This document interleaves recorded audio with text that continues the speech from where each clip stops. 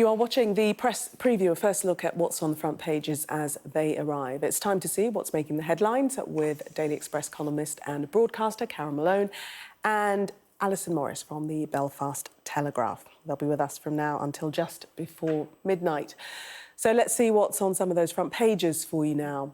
Well, to mark the second anniversary of Russia invading Ukraine, the Metro details the chilling war zone statistics at what it calls 2 years of lunacy. Meanwhile, the Telegraph speaks to a Ukrainian soldier who has Russian troops in his sights but no ammunition. The Express demands to know why police didn't stop what it calls anti-Semitic slur being beamed onto the side of Big Ben by pro-Palestinian activists. That story is also the lead in tomorrow's Daily Mail. The Guardian carries a study which says that seeing the same GP on every visit improves patient health and reduces the doctor's workload. The Mirror speaks to a pensioner on day release about his regrets over smuggling £1 million worth of cocaine on a cruise ship. The Times has been investigating the tactics of charity fundraisers, some of whom, it says, use fake tears and tricks to garner donations. The Eye claims an exclusive with news of a possible new deal on trade with the EU in food and cars if Labour wins the next general election. The FT leads with stellar profits at computer chip maker Nvidia, which have sparked a surge in technology stocks on world markets. The Sun pictures singer Ellie Goulding on holiday with a man that the paper says is not her husband. And rough justice, the Star says it's been a bad day for Joe Biden's dog after it repeatedly bit his Secret Service detail, and for the world's oldest dog, which has been stripped of its title. Bad day for dogs. A reminder that by scanning the QR code you'll see on screen during the programme, you can check out the front pages of tomorrow's newspapers while you watch us. And we are joined tonight by Carole and Allison. Good to see you both. Let us start with the Metro front page and that stark headline, 2 years of lunacy, referring to the second anniversary of the war in Ukraine. Vladimir Putin is pictured on their front page. Carole. Yes, this is, second anniversary, and the Metro has, a lot of the things that have happened. It says in 730 days, Putin has fired 8,000 missiles, targeted 828 hospitals, 10,000 Ukrainians die. And the headline asks, for what? And, we're all still asking, for what? I don't know how this is going to end. I don't know when it's going to end or how it's going to end or what the end game is, because Ukraine is not going to give up. And they've said, and it has said so many times, and he's going to keep on going. And we can't let him win. And I think the West now, I think when these things go on for, wars like this go on for this length of time, for the first year, I remember every paper carried a story about it every single day. And recognition of it was high. It's not now. We're not talking about Ukraine as much anymore. And people are still dying in the numbers that they were last year, if not more. And we've forgotten about it. And the pressure is not on anymore to give Ukraine the weapons that we were giving them in the beginning. And I just wonder how long it's going to go on for and how it's going to play out, because Putin is clearly not going to give up. And it feels a bit to me like the West has given up.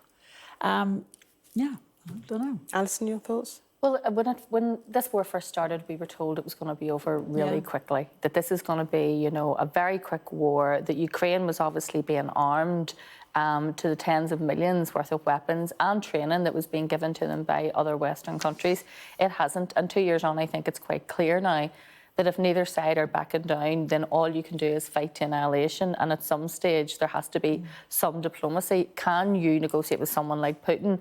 I mean, I don't know how many of you have watched that Tucker Carlson interview, which started, like the world's most boring history lesson. Loosely described as an interview. Yes, the world's most boring history lesson, and then went on to something that you can see from the sort of rambling and probably the arrogance of Putin, that he isn't going to back down anytime soon. But there are people who he would listen to, and I do think that Ukraine as well, they need support. But the difference is that what has happened, I suppose, in the Middle East and what's going on at the minute in Gaza has taken the headlines off what's going on in Ukraine. And what I will say is the difference is, remember that the humanitarian issues around Ukraine, as in bringing those Ukrainian refugees out of there, making sure that women and children were safe, we haven't seen that with other conflicts that are happening around the world at the same time. Let's take a look at the Telegraph front page, also dealing with the war in Ukraine with Russia. And the quote there, I have the Russian soldiers in my sights, but no shells to fire at them. So the will there to continue fighting, but being let down by not having the equipment to do so. Carole? Yeah, I mean, I think that is the case. It's to say, when Boris was in power, he was right on Ukraine, and he was pushing the rest of the world, particularly America, but the rest of the world, into arming the country. And now he's not there, and I don't hear any big voice.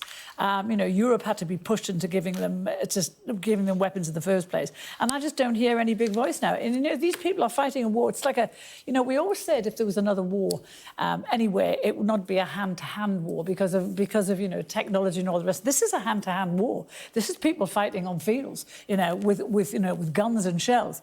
And if they don't have it, if they don't have the shells to fire, I mean, what are they going to do? More people are going to die, which of course is what Putin wants. I just caught a glimpse of the story today. I didn't read it properly, but there was a story about Putin's telling people he sold weapons to, he wants them back because he's clearly running out as well. So he wants weapons he sold to other countries back.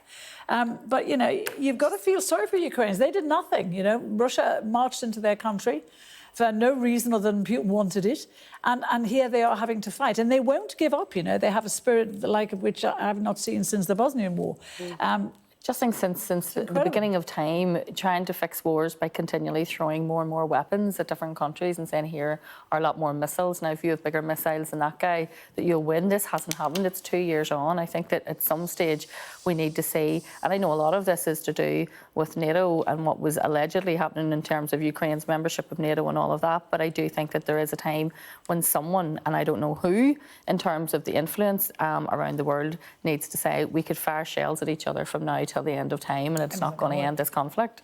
But the thing is, when you have a leader like, with lots of leaders, they're difficult to negotiate with. But Putin is impossible because he thinks that Ukraine belongs to him, and he's not going to give up until he gets it. Look at the way it was. When we were negotiating with Ireland, there was a time when we thought we couldn't negotiate. Well, people said you couldn't negotiate and it wouldn't happen, and it did. And it did. That's my point. I'm always a fan of the fact that people say they won't negotiate, but really, I think that nobody, including the Russians, because the Russians were entirely behind Putin at the start of this. And I mean, I've visited Moscow and I've seen he's almost held in cult-like status among many Russians. I do think that they are now coming weary of this, and it's when the pressure comes from within and within his own people that maybe that might change. Because apparently I do think that when you're getting to a situation where we have, this guy on the front of the Telegraph going, just send me more shells and I'll kill more Russian soldiers.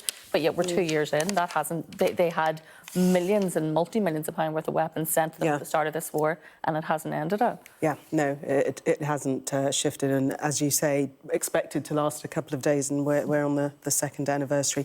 Let's take a look at the Express front page. And this is the pro-Palestine demonstration that took place on Wednesday night, and the image that was beamed onto the side of Big Ben, many describing that as anti-Semitic and asking why the police allowed this to take place. I think this will anger an awful lot of people, especially when inside Parliament, when this was happening, MPs were talking about the threat that they had been having from Islamist extremists and how scared and how frightened they were. And here we have a group of pro-Palestinian activists outside chanting terrible slogans. We have them projecting this image onto Parliament. It was it's the Queen Elizabeth Tower with the words, "From the river to the river to the sea, Palestine will be free." Now, and we have hordes of police. I don't know if you can see it on this. Hordes of police standing by, doing absolutely nothing. This is what angers people. That this can happen. And the cops have said tonight, well, a crime wasn't committed. Well, wasn't it?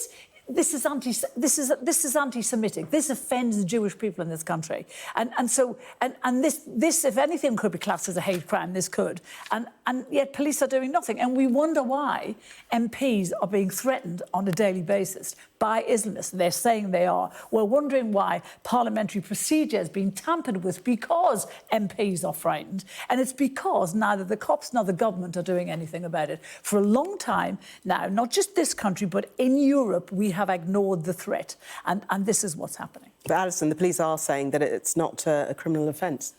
Hate crime legislation, as I know from my own work when I'm covering, so I'm a crime reporter, is very vague and it's not specific, and it's very difficult to prove an offence. And I do understand why some people might be angry at this, but I get angry at different things, such as watching little children being pulled from rubble, or people having to eat, cattle fodder in order to survive, people going to refugee camps and being bombed. And I do think that people have a right to protest against that and put pressure on their MPs to try and push for a humanitarian ceasefire in that region. Now, whether this is the right way to go about it or not, Carole and I will disagree entirely with that. But I do think that you could see what is going on and the split in the country, even in terms of those MPs from what went on. The argument now, the Speaker is being called on to resign. I think he managed to do something amazing, which was unite Conservatives and the SNP together. Who saw that coming? But what is really happening, and I do think that the Western leaders, especially, and we're talking America. But what he did was hideous, Alison. Don't gloss over what he actually did. Yeah. What Lindsay Hoyle did was hideously, appallingly wrong. He favoured a side that he used to be part of, and his excuse was he was protecting MPs. If you want to protect MPs, do not tamper with parliamentary procedure. Do not tamper with the rules and regulations of the land and our sacred parliament. Go after the Islamists who are threatening our MPs. Well, the That's the Speaker's solution. job is very specific, and they are meant to leave entirely their own party politics behind and be, entirely impartial during that role. And as you know, it comes. But he wasn't impartial. And he was, he wasn't. And he's admitted he wasn't. And I think that anyone watching that absolute shambles. Well, I don't know that he's admitted that he has apologised. He's apologised. He made the wrong decision. Yes, that he made a mistake. Wrong decision in terms of procedure. But I don't think he's admitted he was. I think his argument was he didn't follow procedure as he should have, but that he was doing it for honourable reasons, trying to protect the security of MPs. And we know that MPs are under increasing threat and have been for some time. But we should also look at, we've also got to look at Starmer in all of this. The story, we know that he had a conversation with Lindsay Hoyle before he went into the chamber. Starmer denies that he was... Starmer is entitled to lobby him. What he's not entitled to do is intimidate him or Which he said he make didn't him do something. What? Which he said he didn't do. What he said... Well, yeah, we believe everything I do think that Keir Starmer says, of course we do. But also, Sue Gray was lurking around in the corridors as well. So Hoyle... What it feels like to me and to a lot of other people, which is why there's been this revolt against him, that he was put under pressure to do what he did. I do think Keir Starmer's leadership in this has been out of step with many of the members of his party. Had he come out stronger at the start with a line in terms of a humanitarian ceasefire and calling for that immediately, instead of this fudged line and trying to dance around it and try to keep both sides on board, and it has resulted in, I think, him losing a lot of support in terms of his own party. Welcome back. You are watching the press preview. Still with me, Daily Express columnist and broadcaster Carole Malone and Belfast Telegraph columnist Allison Morris. Let's take a look at the Eye and this intriguing story. A new Brexit deal could be on the cards, according to EU officials, for a new Labour government, should they win the general election. What I can see from what the Eye are saying, it looks very similar to what we have in Northern Ireland, because we have completely different Brexit arrangements, obviously because we have a border with the rest of the EU. Therefore, we have what they call the Windsor Framework, which gives us access still to the EU single market. This looks like a softening of the stance to bring the entire then of the United Kingdom into line, which means the rest of it becoming into line with what we already have in Northern Ireland. We were told that's the best of both worlds, but that is a very soft Brexit, and that wouldn't have went down well, I think, with the hardline Brexiteers. This is more similar to what Theresa May was offering, that sort of backstop deal. It's very aligned to that. That was rejected, obviously, outright. But I think that since Brexit, and we have seen some of the shambles that have came from that, and in terms as well as some of the difficulties that businesses are having, this maybe could be the answer. But I'm surprised that the EU have agreed to go back and negotiate, because we're continually told, especially in Northern Ireland, where we have issues around Brexit, that those trade arrangements are over. Those negotiations have Well, finished. there would need to be a review in 2026 anyway, wouldn't there, Carole? Well, it's would, and I mean, you're wondering why they'd want to renegotiate, because I suspect they'll want some money from us to renegotiate, which is what they missed, the fact that we're not there. But I mean, I just think this is just so typical of Labour. Brexit is done. We're never going to go back. It's done. We're just going to have to deal with it how it is and make it work and all the rest of it. And here he is. He's not even in power yet. He's so confident of getting into power that he's now saying out loud, this is what's going to happen. This is a betrayal of Brexit. It's a total betrayal of Brexit. But is it a bad thing to want to forge a closer partnership with Europe to boost the economy? We've got quite a close partnership with you, but many people will think this is just the start. This is just the first thing that Starmer will do. What's he going to do next to have even closer ties? He wants to go back into the EU. He's we've always known that, and I just think this is a betrayal of the deal. And it's silly now because things are starting to happen here. We've got lots of trade agreements on the go now. Things are working. We're in better shape than a lot of Europe now, and I just think it is insanity now to talk about going back in. Well, we've mentioned the B word and we know we can talk all night about it. So let's move to the Daily Star. On the bad day for dogs, Alison, you've got about 10 seconds. It's not really a bad day for dogs, it's a bad day for Secret Service agents, I think. Because we're told that Joe Biden's dog has bit his security detail 24 times in 9 months. Yeah, if you or I owned that dog, it would have been taken down off a long and time put down ago. a long time ago. But President Biden and it's a is big, apparently it's a big continuing. old Alsatian, isn't it? He's given it a reprieve every time, isn't he? He's living to see another day. For the moment, thank you very much for taking us through the papers, Carole and Alison.